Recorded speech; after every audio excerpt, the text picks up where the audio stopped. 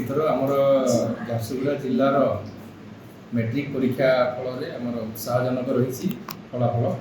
ଆମର ଜିଲ୍ଲାରେ ସର୍ବମୋଟ 120ଟି ହାଇସ୍କୁଲରୁ 6111 ଛାତ୍ରଛାତ୍ରୀ ପରୀକ୍ଷା ଦେଇଥିଲେ, ଯେଉଁଥିରେ କି ଛାତ୍ରୀ ସଂଖ୍ୟା ଥିଲା 2984 ଏବଂ ଛାତ୍ରଙ୍କ ସଂଖ୍ୟା ଥିଲା 2910।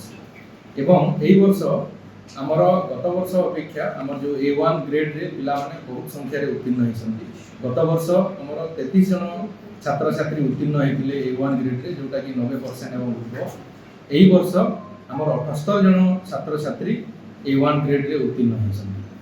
ଏହି ବର୍ଷ ଆମର 127 ଜଣ ପିଲା ଫେଲ୍ ହୋଇଛନ୍ତି, ଯେଉଁମାନେ କି ଆଗାମୀ ଦିନରେ ସପ୍ଲିମେଣ୍ଟାରୀ ଏକ୍ଜାମରେ ପୁଣି ସେମାନେ ପରୀକ୍ଷା ଦେବେ।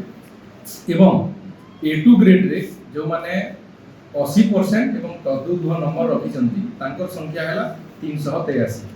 ଏବଂ ସର୍ବମୋଟ ହିସାବରେ ଦେଖିବାକୁ ଗଲେ ଗତ ବର୍ଷଠୁ ଏହି ବର୍ଷ ଆମର ଝାରସୁଗୁଡ଼ାର ପାସ୍ ହାର ମଧ୍ୟ ବଢ଼ିଛି। A1 ଏବଂ A2 ଗ୍ରେଡ୍ରେ ଆମର ଛାତ୍ରଛାତ୍ରୀମାନଙ୍କର ସଂଖ୍ୟା ମଧ୍ୟ ବହୁତ ମାତ୍ରାରେ ବଢ଼ିଛି। ଏବଂ ଆମେ ଏଥର ଆମର ଝାରସୁଗୁଡ଼ା ଜିଲ୍ଲାର ଫଳାଫଳକୁ ନେଇକି ମେଟ୍ରିକ୍ର ଆମେ ସମସ୍ତେ ଉତ୍ସାହିତ ଅଛୁ। ଆମର ଅନେକ ଗୁଡ଼ାଏ କାର୍ଯ୍ୟକ୍ରମ ହାତକୁ ନିଆଯାଇଥିଲା, ସେହି କାର୍ଯ୍ୟକ୍ରମ ଗୁଡ଼ାକ ବି ସବୁ ଫଳପ୍ରଦ ହେଇଛି। सर जो रिजल्ट एथर केते संतुष्टजनक?